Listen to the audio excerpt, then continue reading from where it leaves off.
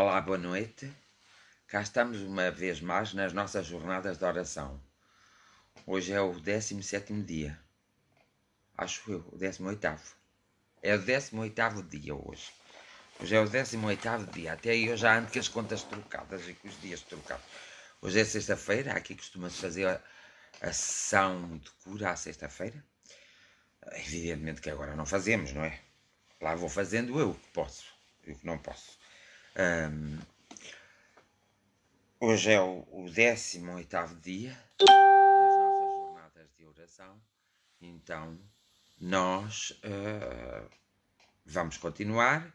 Espero que se tenham lembrado das sugestões que eu dei ontem e daquilo que compartilhei convosco, daquilo que eu realmente sinto e daquilo que sinto e daquilo que vivencio e que tenho vivenciado ao longo dos anos. Às vezes dou-me conta que já não tenho a idade que tinha, não é? Porque ao longo dos anos já não tenho aquela idade que tinha. Mas enfim, mas ainda tenho a idade. E muitos já não têm idade. E isso é triste. O mundo está mesmo um pouco perdido, embora já se nota uma grande positividade. Algumas pessoas por interesse, outras por humanidade e solidariedade.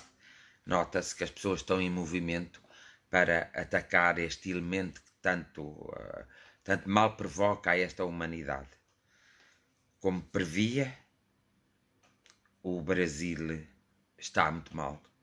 E é triste o que se vê e o que não se sabe ainda. Também, como eu tinha previsto, a China tinha escondido muito bem as coisas. A China, em parte, tem uma grande responsabilidade, porque se outro país lhe fizesse isso, eles não gostavam.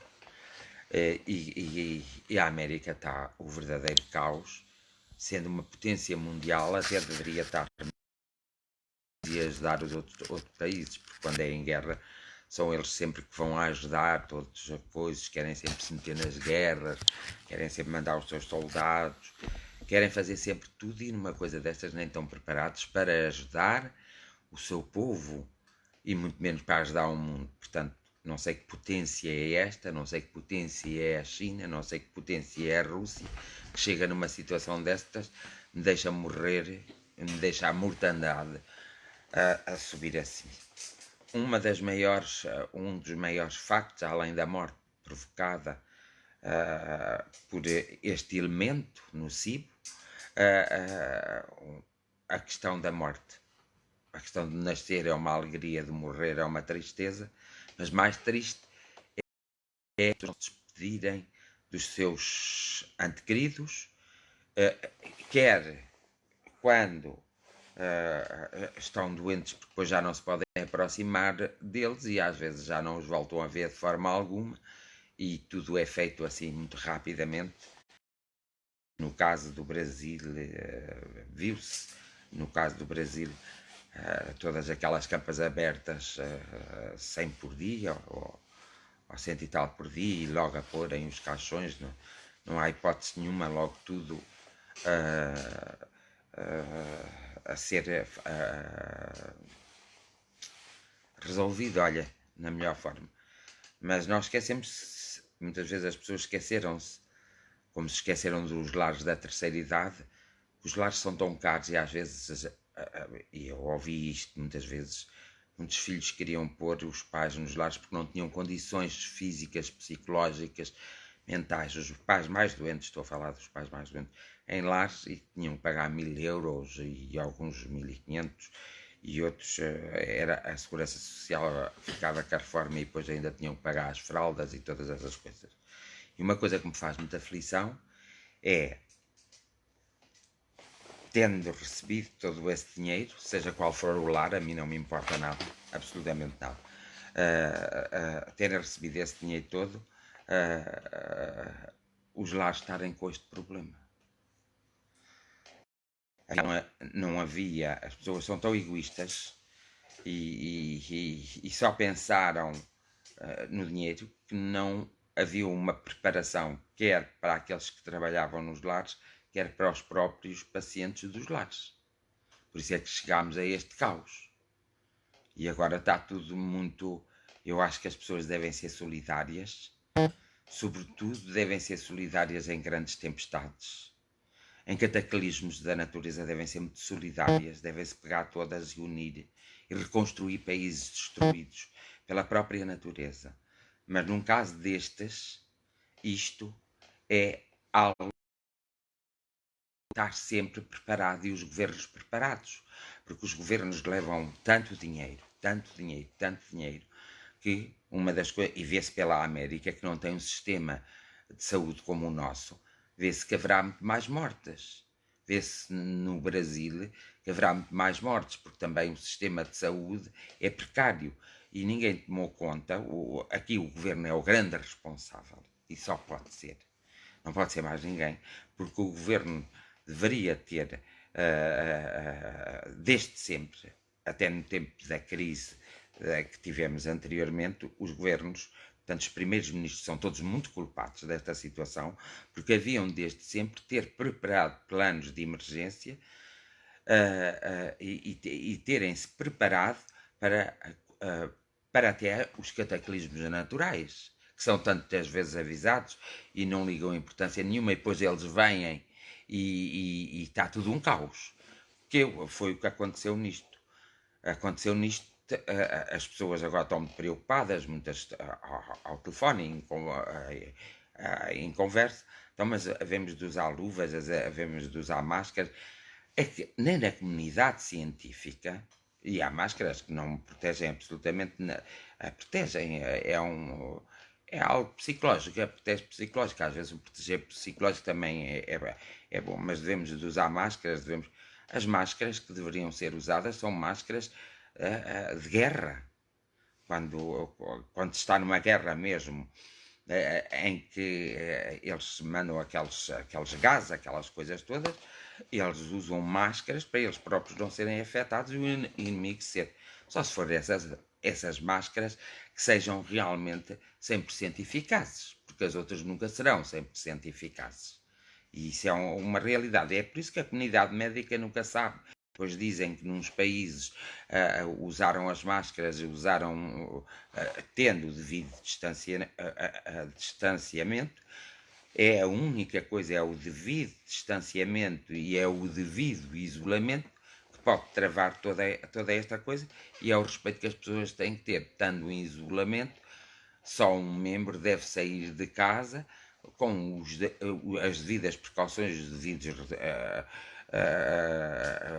devidas precauções e as devidas proteções, para que depois não transmita aos outros membros de casa.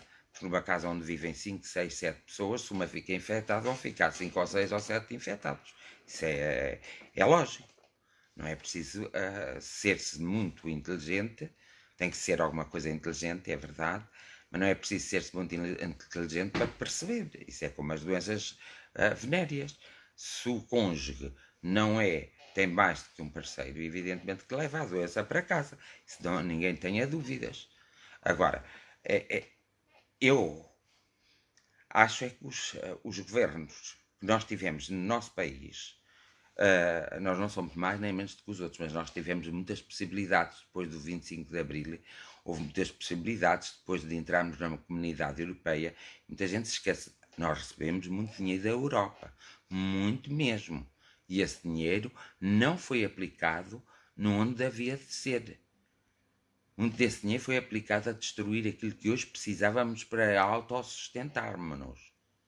É preciso também termos, eu não sou político, talvez um dia seja, porque isto irrita-me tanto que talvez um dia seja. Eu não sou político, mas acho que todos têm que perceber, ou todos deveriam ter o cuidado, e a democracia é assim mesmo, é estar à frente de qualquer acontecimento que de repente pode aparecer, não é estar atrás desse acontecimento. Eu acho graça que às vezes até a ajuda do Estado aparece, a ajuda do Estado, que não é do Estado, é a ajuda de todos nós. A ajuda do Estado aparece no momento exato em que o acontecimento já se deu. Isso não é ser-se inteligente, isso é remendar alguma coisa que está roto. Eu deveria ter, mesmo que não fosse preciso, mais vale ter, devia ter era as coisas preparadas para uma eventualidade deste tamanho. E escusam-se de desculpar agora, mas é uma coisa muito grande, é uma... Não, mas também não houve uma preocupação dos países. Não houve uma preocupação de fecharem logo as fronteiras, das pessoas não andarem, as pessoas fizeram viagens que poderiam ter guardado para o ano. Houve pessoas que não fizeram essas viagens, que fizeram essas viagens e que já não fazem mais nenhuma viagem, era preferível fazerem muito mais viagens e não terem feito aquela. Portanto, eu acho que lá está quando eu digo que é do indivíduo para o coletivo que há a transformação. Eu acho que nós, mal que ouvimos, mesmo que não fosse, e está provado que não foram as informações corretas que recebemos da China, está provado. Portanto, a partir desse momento, todos os países, e principalmente a Europa, deveria ter logo fechado as suas fronteiras, pelo menos ao povo chinês. Então, o que é que provocou isto? No Brasil foi o Carnaval, não tínhamos forma nenhuma de dúvidas. Mas no Carnaval já se falava deste elemento negativo. E cá, em algumas partes, também foi o Carnaval. Portanto, as pessoas podiam ter adiado o Carnaval e fazer o Carnaval no verão, pronto. Mas o que era preciso era... Não é depois de casa roubada que vamos pôr trancas à portas. Nós sabemos que as casas são roubadas a partir desse momento, quando nós afastamos muito da nossa casa, temos que a deixar protegida. Não é depois que vamos telefonar para quem faz as proteções, olha, venham montar não sei o quê para proteger a minha casa. Não é depois disso, é antes disso. E nós nunca agimos antes. Ainda um homem dizia, um senhor, pronto, já é um homem, não deixa de ser um homem, ainda um homem dizia, hoje que nós somos um povo que pensamos que nada nos acontece, não vai ser grave, né? Portanto, esse tipo de coisas. E é verdade, nós sempre fomos um povo assim, mas nós temos que mudar. Lá está, a minha preocupação da mudança e do conhecer do próprio eu é de não sermos um povo assim, é de não sermos pessoas assim. Porque eu muitas vezes, ao longo de todos estes anos, reparei que observei, convivi, vivenciei histórias que poderiam ter sido evitadas. Inclusive, eu cheguei a dizer a muitas pessoas que elas podiam se rir de quem se estava a rir delas. E era um facto, era uma verdade, mas não havia uma aceitação para planear as coisas de forma a que não entrassem em ruptura. Só quando entravam em ruptura é que era ai, ai, meu Deus, vem o meu auxílio. Isto faz-me lembrar. Eu tenho todo o respeito por todas as crenças e que ninguém ponha isso em dúvida, e sou defensor de que todos, até os malvados, desde que defendem o princípio da essência do amor e da fraternidade, são válidos. Agora, se deixam de defender, não são. Então, eu não vou à Nossa Senhora de Fátima pedir-lhe a ela quando estou doente. Eu vou antes de adoecer para não adoecer. Então chego lá e peço. Eu não vou a um local sagrado pedir depois de ter-me acontecido o mal. Eu vou pedir a orientação para que eu possa, para que eu possa agir em conformidade para que o mal não me ataque. Por isso é que eu digo que a esperteza é uma coisa e a inteligência é outra. E isso é ser-se inteligente. E nós não precisamos de ser adivinhos para, ao observar os acontecimentos que nos rodeiam diariamente durante a nossa vida, desde o nosso nascimento, desde que tivemos consciência que somos gente, ao rodearmos, que os obstáculos vão aparecer por esta e esta atitude daquele e minha. Olha, a inteligência é eu perceber, olha, estes obstáculos vão aparecer, portanto eu vou-me já prevenir. Portanto, que isto seja a grande lição a tirar. Confesso que depois de tudo isto passar, é como as pessoas, por exemplo, e me vão perdoar tocar, quando nós estamos com tumor e conseguimos curar o nosso tumor. Eu costumo dizer às pessoas, por acaso, quando é para curar, eu costumo dizer, olha, é assim, realmente você vai se curar, mas se continuar com as suas atitudes, com o seu pensamento e com as suas atitudes, com a sua ação na vida, como tem sido até hoje, daqui a 2, 3 anos, vai acabar por morrer, porque a doença vai voltar de outra forma, mas vai voltar, porque isso tem a ver com a sua própria transformação, a transformação do seu próprio eu. Mas as pessoas não ouvem, as pessoas não ouvem e nem lutam por elas próprias, e é isto que me custa, porque tem que se lutar por nós. Mais fácil nós dizermos mal, criticarmos, julgarmos, abandalharmos, porque abandalhamos muitas pessoas e faltamos ao respeito de muitas pessoas. Muitas vezes em bullying, em tratar mal as pessoas. Eu sei o que isso é, mas isso não nos dá o direito de estarmos tão revoltados na vida e tão descontentes que deixamos ir a nossa vida por água abaixo. Nós temos que sempre lutar. E como nós somos seres únicos, exclusivos, inteligentes, nós temos capacidade mais que suficiente para lutarmos e para chegarmos. Agora, se pusermos a culpa nos outros sempre e culparmos sempre as situações que nos rodeiam, evidentemente que nunca ultrapassamos o nosso obstáculo. As nossas idas, muitas vezes, aos psiquiatras, aos psicólogos, é ultrapassar os obstáculos. Mas não podemos chegar ao psiquiatra e ao psicólogo e começarmos a discutir com ele os males que nós passamos. Nós vamos, é para eles darem força, para nós ultrapassarmos o mal, mas deixar esse mal, porque nós costumamos dizer, mas foi esse mal que terminou a minha vida de agora. Mas também eu, mas não dizemos, mas eu também compactuei porque permiti. Só entra em minha casa quem eu entendo. Eu tenho que ser responsável pelas escolhas de quem entra em minha casa. Ora, se eu deixo entrar todos, a partir daí eu sou responsável, sou conivente e vou sofrer uma consequência própria e natural que foi da minha falta de atenção, da minha falta de cuidado, da minha falta de observação. E essa responsabilidade ninguém me tira. Por isso, muitas vezes, ao longo destes anos todos, eu não gosto de falar assim, que parece eu estou até a fazer uma análise, mas eu estou-vos a dizer as vivências.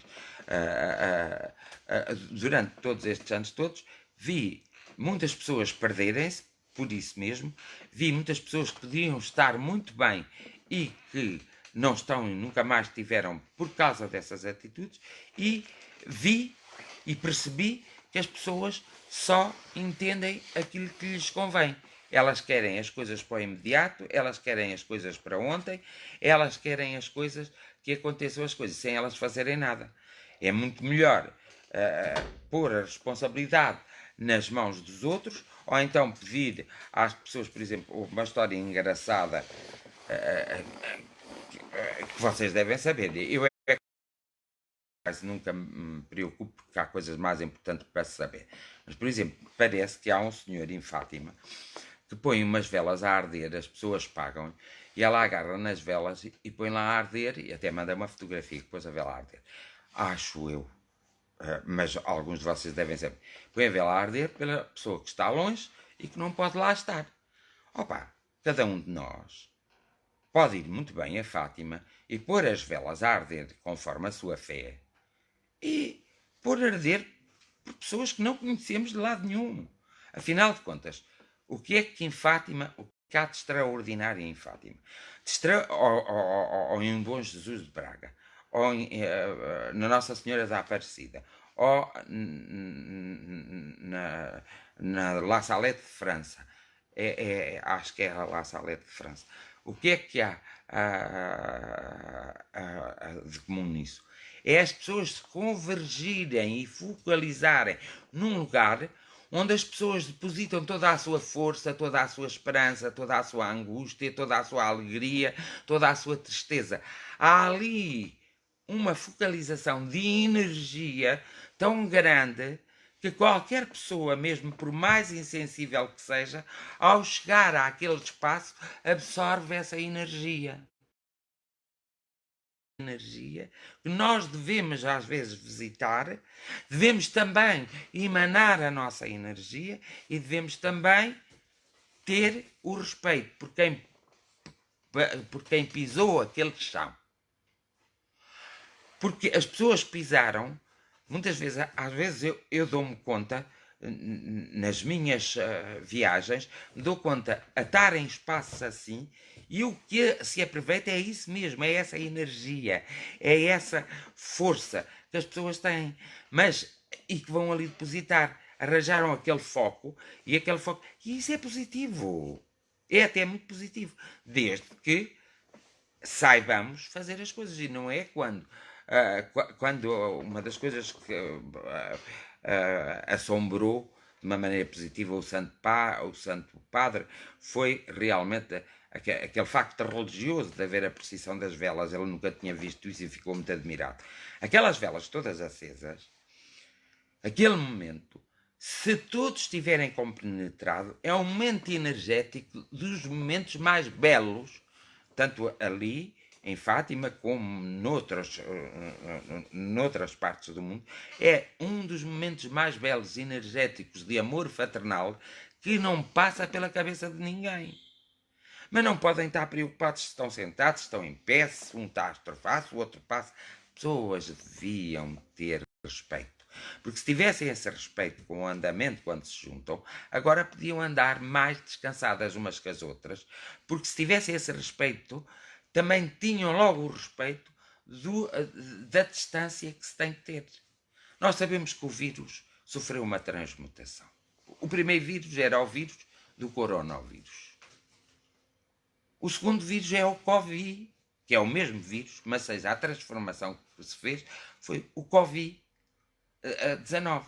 Ora, evidentemente que nessa transformação é quando o vírus se torna mais potentemente destruidor. Não é no primeiro. Então o que é que haveria de acontecer? Era não deixarem nem permitirem, quer onde isso estava a acontecer, não permitirem que houvesse uma transmutação. E a grande preocupação e o grande desconhecimento do homem não é do coronavírus, é do Covid-19. Porquê? Porque é uma transformação, uma transmutação do próprio vírus primário, que é o coronavírus. E essa é a grande questão que se põe nesta sociedade, e por isso é que estamos numa guerra mundial, numa guerra que não é feita com armas de disparar, mas que tem que haver outras armas para combater e ninguém está a perceber.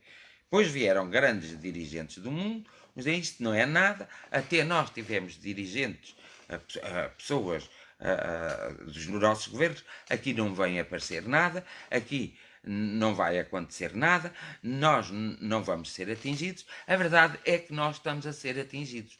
E as pessoas não têm a real noção de quanto grave nós estamos a ser atingidos. Somos um povo de 10 milhões de pessoas, qualquer morte, 2 mil, 3 mil, 4 mil, 5 mil, 10 mil pessoas mortas, eu acho que até 1000 pessoas mortas já é uma desgraça neste país. É a minha convicção. E mais, e aqueles que estão a sofrer nos hospitais, e os médicos que já foram infectados. Portanto, há aqui uma falta de organização primária, que isto, na universidade, da própria universidade e na universidade da vida, aprende-se se tiver atenção, se fizer a observação. Por isso é que eu digo que a escola da vida é a escola mais importante, mas precisamos estar sempre atentos, sempre ser observadores, sempre estar atentos, que é coisa que nunca estamos. Olha, aconteceu aquilo, mas não aconteceu a mim. E depois as pessoas gritam, choram, as pessoas descontrolam-se tanto. Eu entendo a sua dor. Eu entendo, compreendo e aceito. Mas há uma palavra sempre. porque é que me aconteceu a mim. E às vezes eu sou obrigado a ser um pouco estúpido e bruto no parecer das pessoas, não no meu parecer, quando eu digo, por que não a ti? Porque andamos todos à chuva. Um acidente de carro, de moto, de bicicleta, uma queda a uma pessoa, também me pode acontecer a mim. Isso também pode acontecer a mim até a levantar da cama. Portanto, são esses acontecimentos que se vão dando na primazia das nossas vidas que nós não tomamos sequer atenção nenhuma, desde o princípio da escola até à escola da vida. Deu neste caos. E dá neste caos, tem de dar. É o caos que está o mundo a passar. É o caos do mundo. É o caos de todas as nações. Mas tem que ser. Porque não há outra hipótese. Porque não houve a tal proteção. Afinal, a China estava tão boa, estava tão boa, estava tão boa, e passaram a imagem da China, percebe-se mesmo que as coisas também não estão assim tão bem como eles disseram que estava bom. Há aqui, no ser humano, uma falta de respeito e uma falta de valores e uma falta de amor próprio e de autoestima. Há uma falta tão grande no ser encarnado que é assustador. Por isso, não é nenhum espanto o que está a acontecer. O espanto, para mim, é acontecer uma coisa que poderia ter sido evitada. Através dos nossos comportamentos, das nossas atitudes, da nossa forma de ser, da maneira como atuamos perante a vida, da maneira como andamos na vida, da maneira como fazemos os negócios, da maneira como amamos, da maneira como nos vamos, como são as nossas relações interpessoais. É uma questão nossa, individual. E é por aí que tem que começar a grande mudança. E por isso é a minha convicção, e quase tenho a certeza, que o mundo não voltará a ser o mesmo, mas também não quer dizer que o mundo vai voltar a ser melhor. Calhar até vai ser pior. Com certeza, para não usar a palavra calhando, com certeza até vai ser um pouco, mas um pouco mesmo, pior. E porquê pior? Porque vai haver muita revolta. As pessoas vão ficar desconfiadas de tudo. A próxima vez que houver gripe, as pessoas já não vão na gripe do inverno. Já vão ter muito medo, muito receio. Esse medo vai atrair para elas, para a atmosfera delas, esse vírus que é tão normal e que até tem vacina. Então, vai-se também espalhar um medo que a qualquer altura pode aparecer uma pandemia como esta. Então, será que o mundo se vai transformar melhor? Será que esta renovação que agora se está a fazer vai surtir efeito? Sinceramente, vai surtir tanto efeito como surtiu na Segunda Grande Guerra Mundial, em que morreram 45 milhões de pessoas, em que foram dizimadas 6 milhões de judeus e em que ainda hoje há homens que dizem que isso foi tudo mentira. Aconteceu o quê? Aconteceu um grande avanço tecnológico, mas a nível mental e de comportamentos e a nível das pessoas utilizarem a sua inteligência, não foi assim tão grande o crescimento. E a mudança de comportamentos não foi assim tão grande. O mundo não se tornou um mundo melhor. Pelo contrário. A partir daí começámos a ter, pela ganância, pelo lucro, começámos a ter problemas com o ambiente, começámos a ter mais problemas com a sociedade, porque num regime que é democrático, um regime democrático, a democracia tem a ver com o respeito que nós temos por nós próprios e pelos outros. Essa é a democracia. E essa democracia é inexistente. Há uma ilusão de democracia. É inexistente. Não haveria necessidade nenhuma a um primeiro-ministro dizer ao povo que eles têm que ficar confinados, que têm que ter paciência e que eles vão fazer tudo com o dinheiro que receberam deles quando eles estavam bem e a trabalhar, que vão resolver alguns problemas. Isso é o que é normal fazer. Não estão a fazer nada do outro mundo. Não estão a fazer nada que vai para além das suas competências, até pelo contrário. Às vezes, depois existem ainda as escolhas. E é aqui que às vezes existe uma certa mágoa e cansaço em mim por estar a observar e por ao longo destes anos todos ter observado, ter vivenciado todo este tipo de experiências que nos conduziram a este caos. Evidentemente, quem anda à chuva molha-se. Eu também me molho. Mas eu tenho uma forma de ver as coisas. Eu não fiz mal a ninguém. Eu não provoquei a sociedade de forma a ela se comportar assim. Há uns anos a esta parte, todos nós temos as nossas crises. E eu também tenho minhas crises. E há uns anos a esta parte, há uns poucos anos a esta parte, não foi há muitos, houve uma altura que eu virei-me para mim e a conversar comigo próprio e com os meus amigos espirituais, eu disse, e torna de ser. E não sei se diga. É que é engraçado. Mas eu disse, e torna de ser, que já tinha dado ao mundo aquilo que precisava de dar. O mundo teria que me passar era a dar a mim, para eu continuar cá. Eu não sinto, há alguns anos, que devo alguma coisa, fruto das reencarnações que tive, ao mundo. Eu não sinto.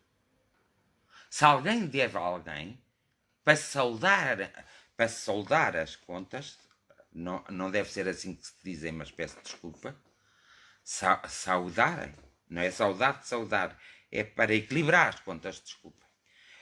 Para equilibrar as contas, então o mundo é que me deve a mim.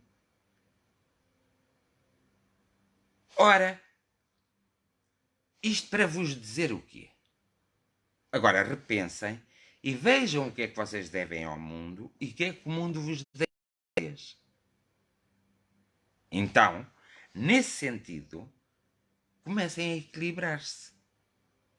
Porque muitos de vocês, muitos mesmo, vão passar e até à vossa morte vão se lembrar deste momento fatídico do mundo.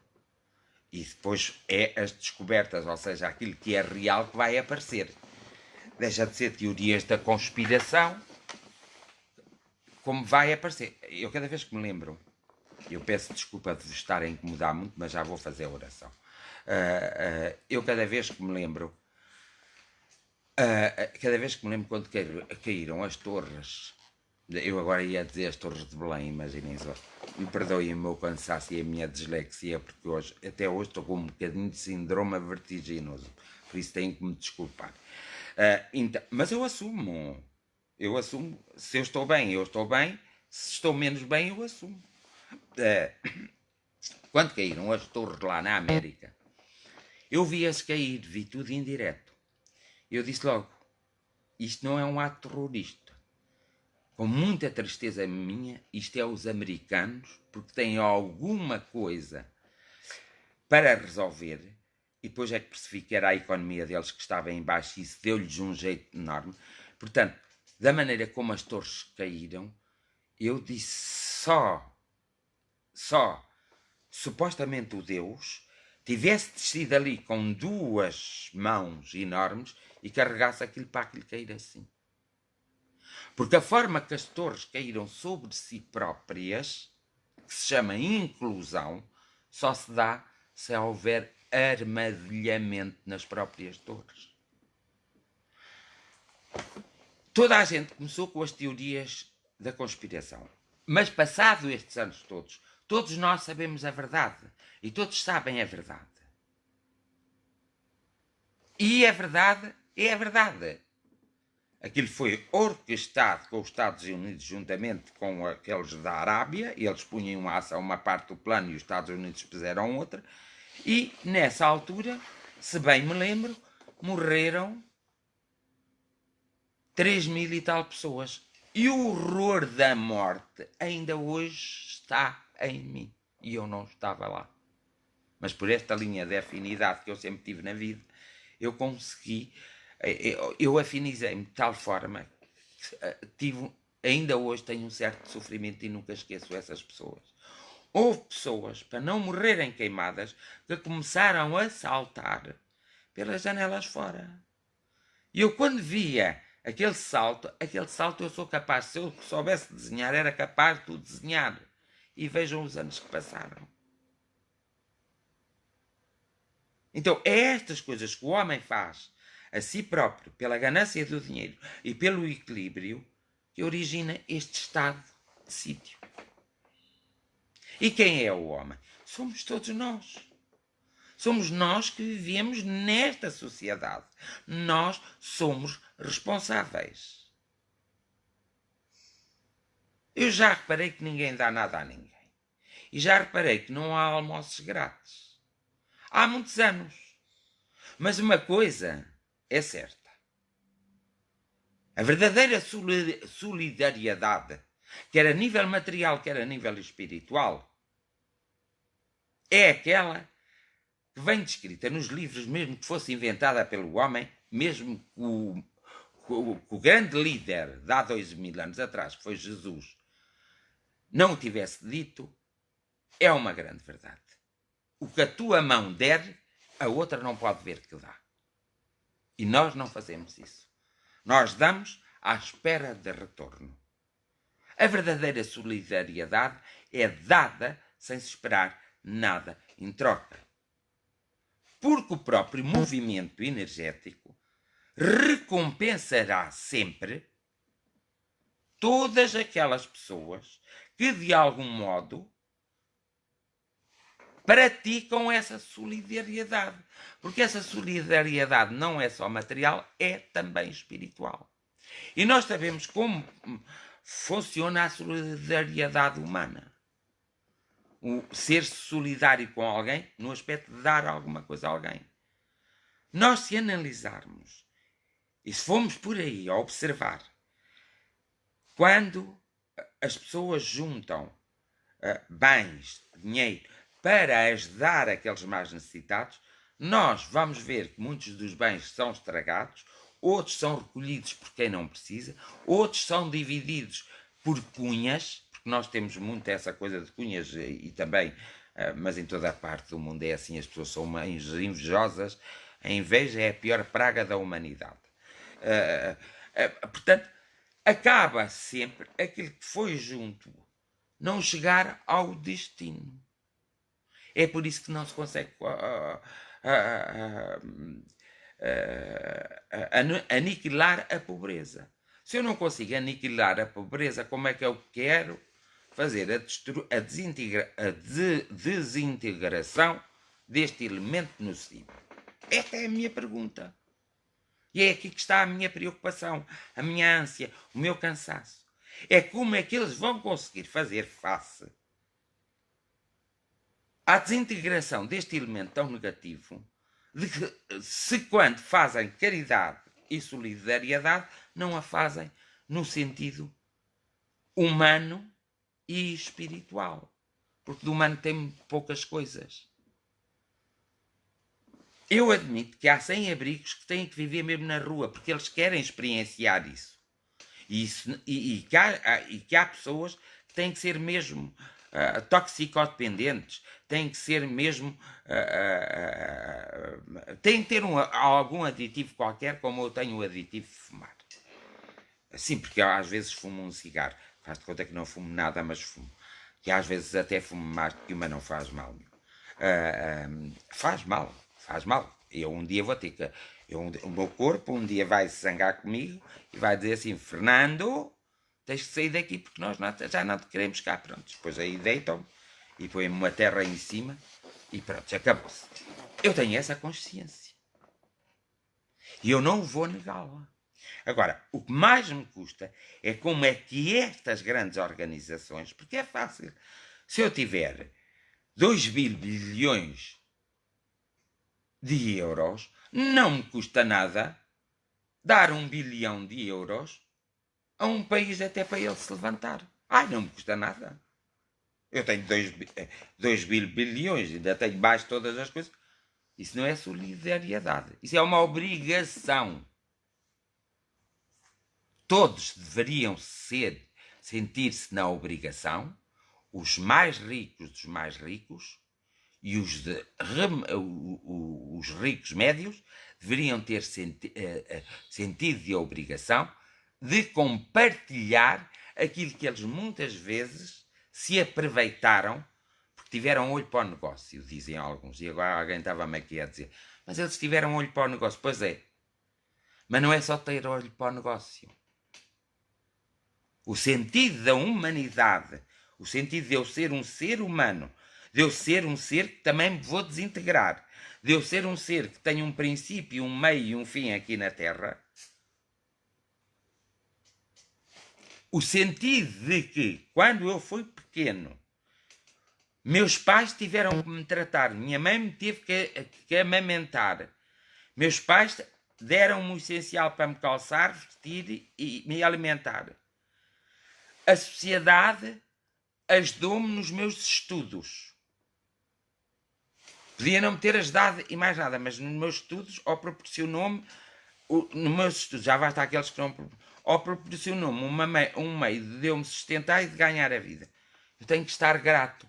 Imagina, então eu tenho o dom do negócio.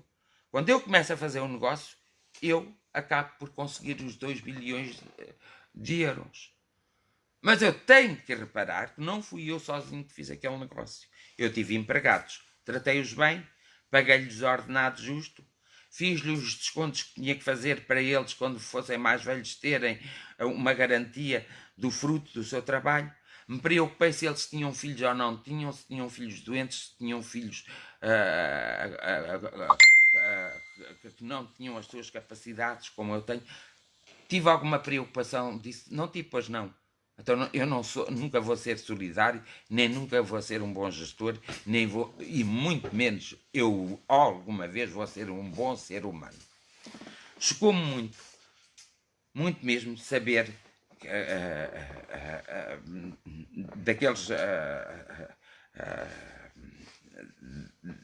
daquelas pessoas queridas, que são as pessoas que têm autismo, chocou-me muito de saber que a sua situação também é precária e que alguns estão atingidos pelo vírus. Lá está a tal falta de cuidado nas instituições que tratam as pessoas com deficiências profundas, com deficiências moderadas e que retêm ou tratam as pessoas com doenças mais moderadas ainda, como o caso do autismo.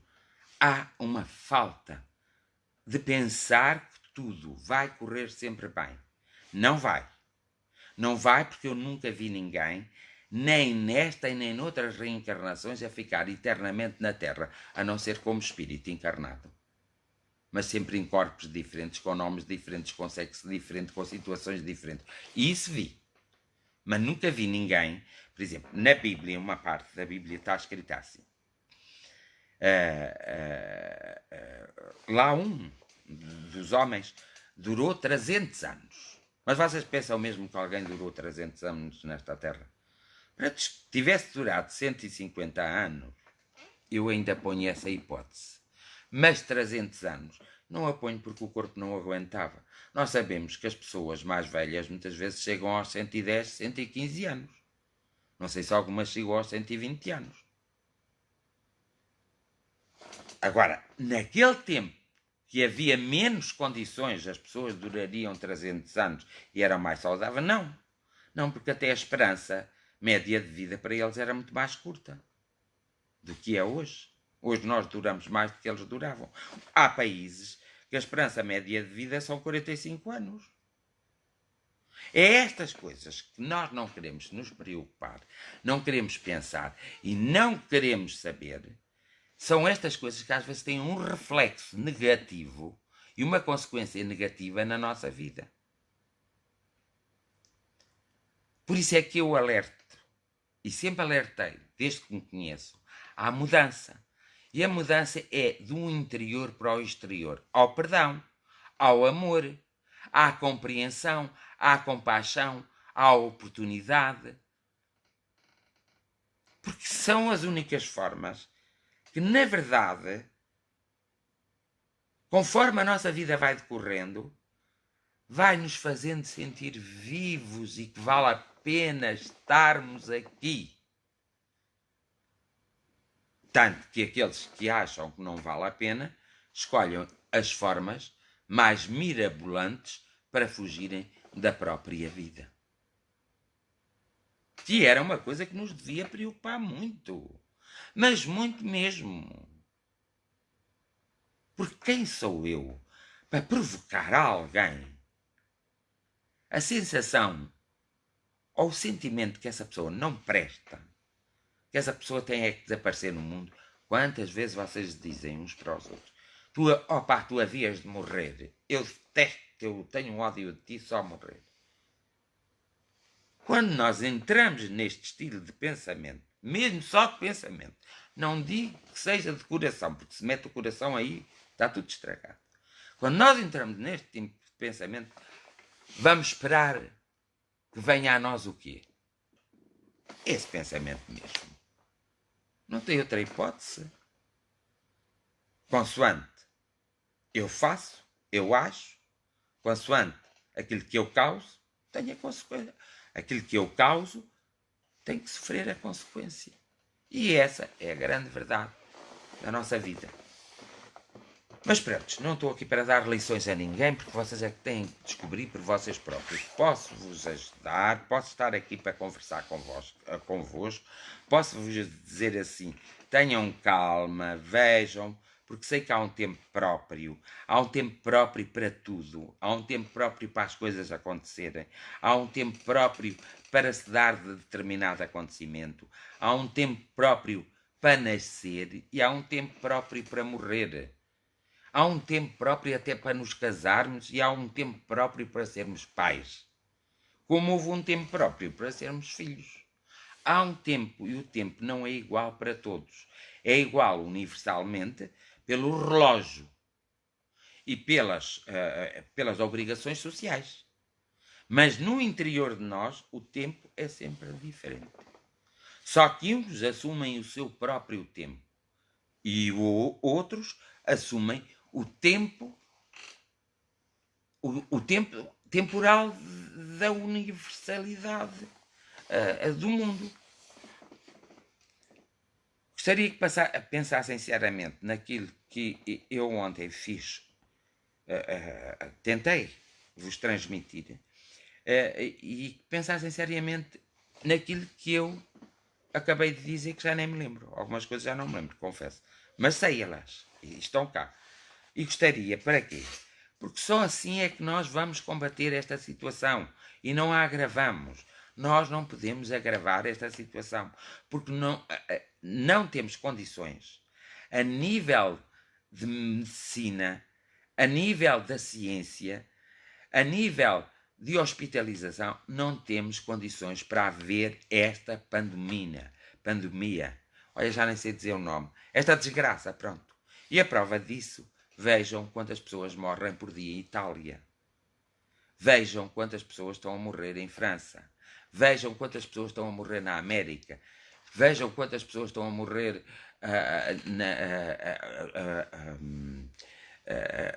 na Coreia do Sul. Vejam quantas pessoas estão a morrer na Rússia. Vejam quantas pessoas estão a morrer na Inglaterra, que ainda vai ser um pouco pior, infelizmente. E são pessoas todas países muito evoluídos, mais evoluídos e com melhores condições do que nós.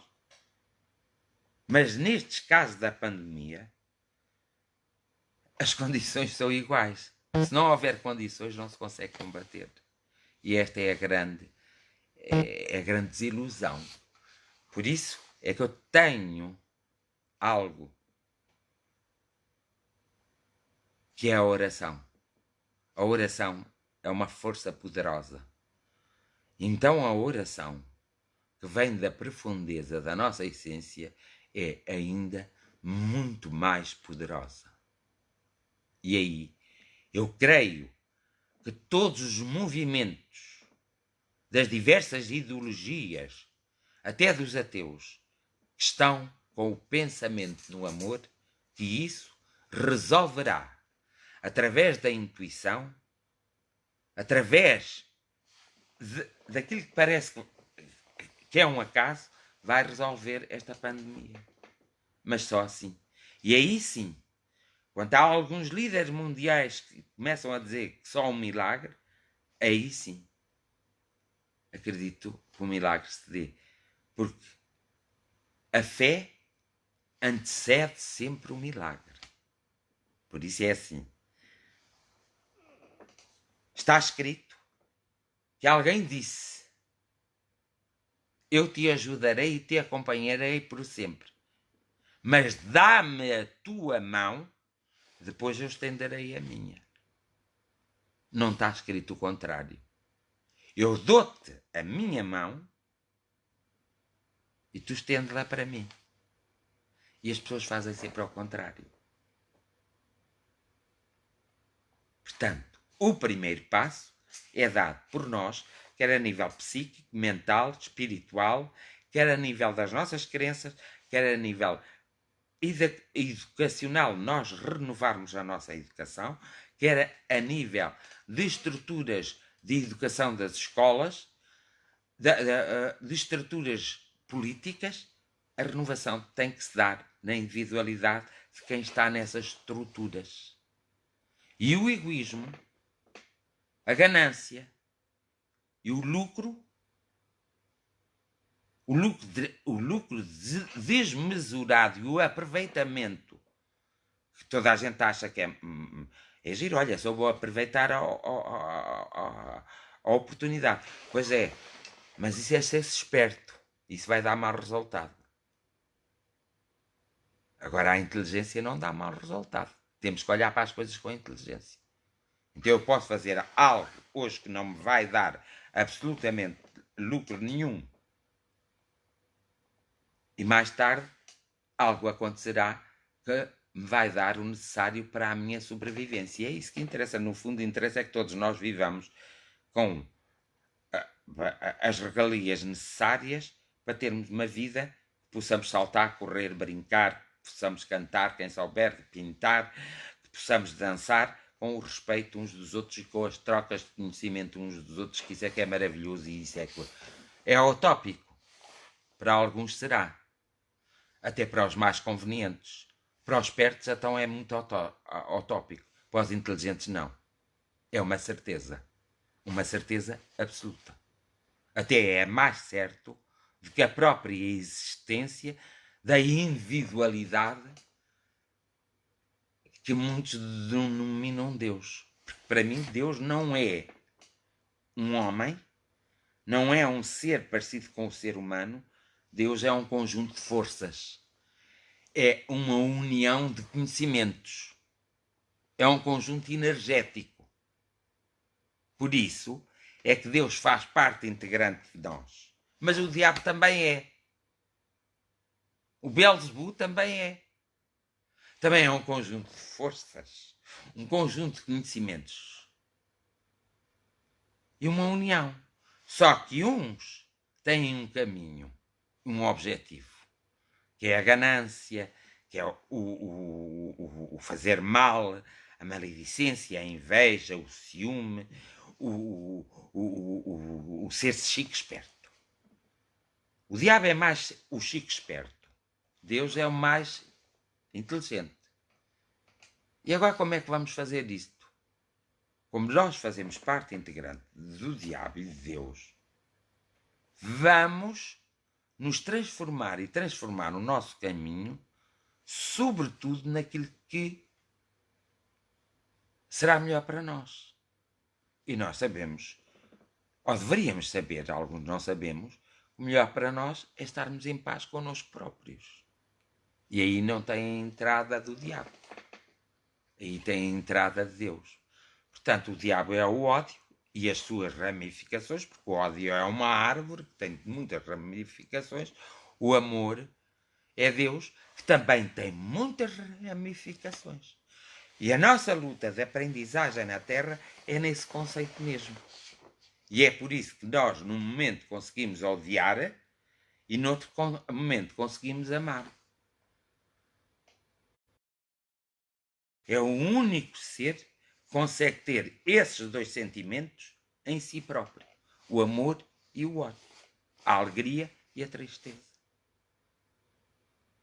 E é por isso que o ser humano não é totalmente material, mas tem a sua própria individualidade espiritual, que é a sua essência.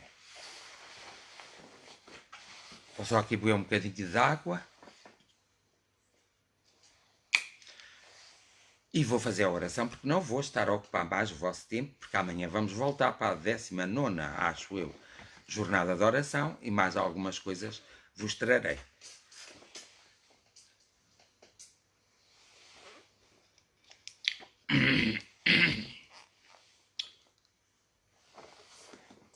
E hoje, vamos ver, gostaria que me acompanhassem na minha oração. Se vocês quiserem seguir as minhas palavras, seguem, porque quando eu estou a fazer a oração, imagens vão passando e eu vou alterando o ritmo da oração conforme as imagens que vão passando, para conseguir transmitir ao máximo.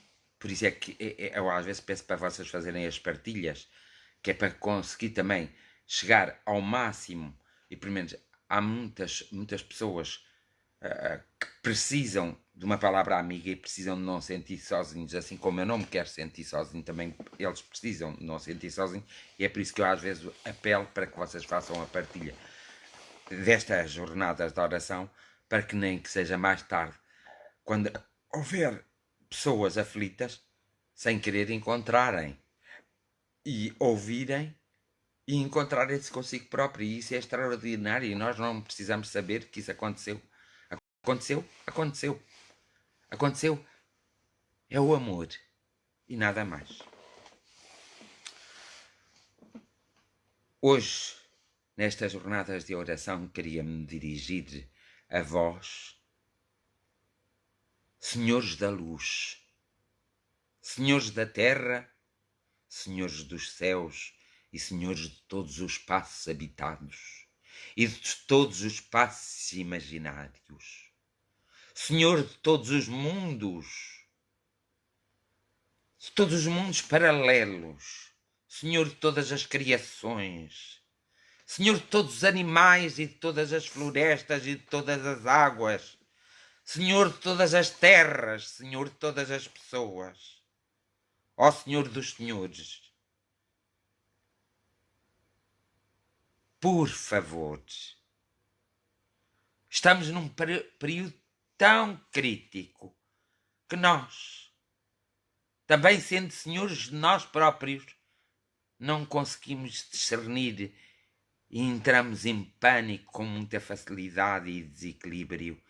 E é aqui, neste ponto, para haver mais calmaria nesta terra, para existir mais equilíbrio, para existirem mais homens e mulheres numa luta, eu vos imploro, vos peço, solicito a vós,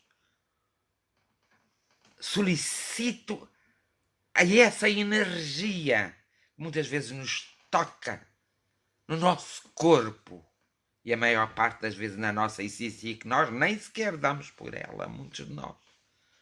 Toca-nos a todos neste momento. Toca àqueles que estão neste momento em aflição.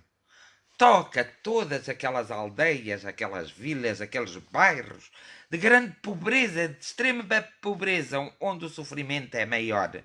Muito maior, porque não há condições. Toca-os bem profundo.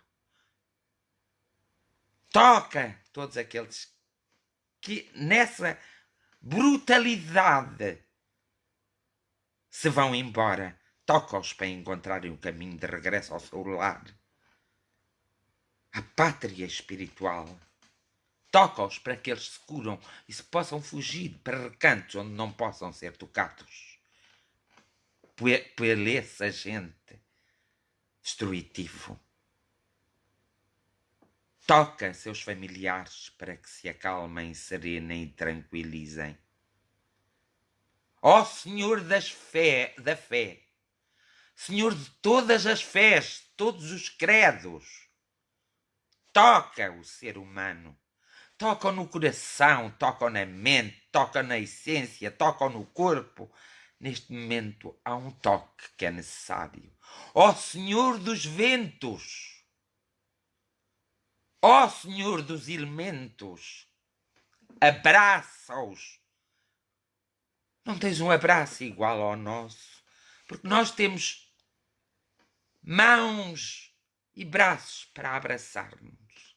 Mas aquele abraço de luz, aquele abraço energético, aquele toque quase que divino em cada um de nós, em todos nós, nos nossos familiares, nos nossos conhecidos e desconhecidos, nos nossos amigos, de quem nós nos cruzamos, de quem nós vamos sabendo, da sua própria existência. Toca-nos a todos. Então, nesses bairros, onde alguns escolheram viver e onde outros foram quase obrigados, sem haver obrigação a viver, toca-os. Aquelas crianças, aqueles pais mais jovens, aquelas mães, toca-os a todos, porque a dor deles é perfeitamente igual à nossa dor. A dor deles passa a ser até mais sentida, porque nós temos outra compreensão e temos outra forma de agir e temos muitas armas no nosso coração abordadas. Toca todos aqueles que de alguma forma foram infectados e que são precisos para estarem a tratar de outros. Toca-os de tal forma que se dê com esse toque neles próprios a desintegração do vírus, do elemento. Toca o próprio ar que todos respiram, porque através desse ar tocado haverá um maior equilíbrio. Toca todas as localidades, os lugares, mesmo os mais escuros. Toca todas as vilas, todas as aldeias, todas as vilas, todas as cidades, todos os países, todos os continentes, toda a terra. Toca, ó Senhor do reino dos animais, toca esse reino. Ó Senhor do reino dos minerais, toca esse reino. Ó Senhor do reino dos vegetais, tocai esse reino. Ó Senhor do reino dos humanos, tocai-os. Ó Senhor do reino espiritual, tocai-os. Que haja uma sintonia harmoniosa entre todos, de forma a que a força, a coragem,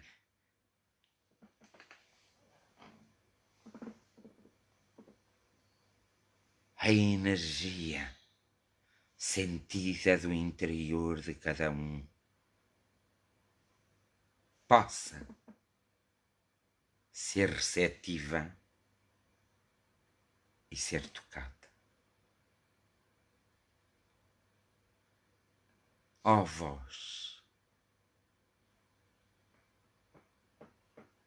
essência do amor, criada por todos os homens e mulheres e crianças,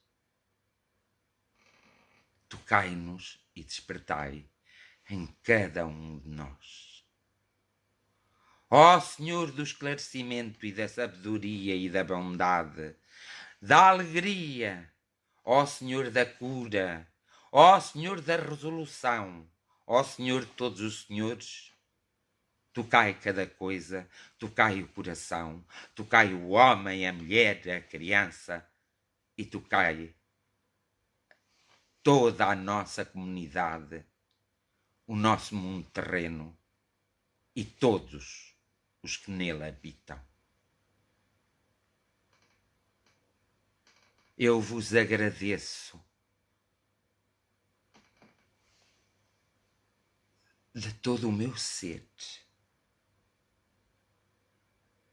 e nós vos agradecemos com toda a nossa capacidade e nós agradecemos ao tudo e a todos.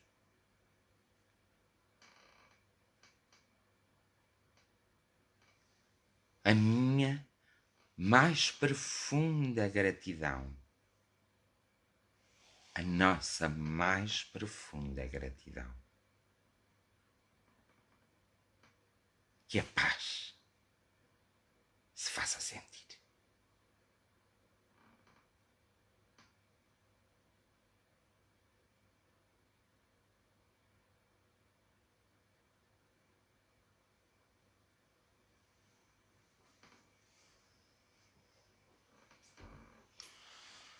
Muito obrigado a todos que estiveram comigo a fazer-me companhia. Já não me sinto tão só, pois sinto que vós estivestes comigo e também sinto que estive convosco. E sei que estive convosco e que estou. Amanhã cá estaremos para a 19ª jornada de oração.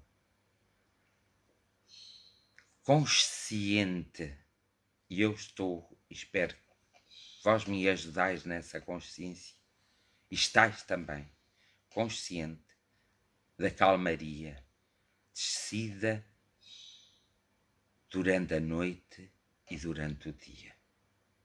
Meu pai e minha mãe, vosso filho vos pede um pouco de colo, um abraço e a energia necessária para sobreviver. Um grande agradecimento para vós. Muito obrigado. Muito e muito obrigado. A minha gratidão e um abraço enorme de luz, amor, cura e proteção e tudo mais que eu necessito, que tu necessitas, que ele necessita, que nós necessitamos, que vós necessitais e que eles necessitam. Com sinceridade, com verdade de meu coração e de minha essência, muito e muito obrigado. A minha gratidão.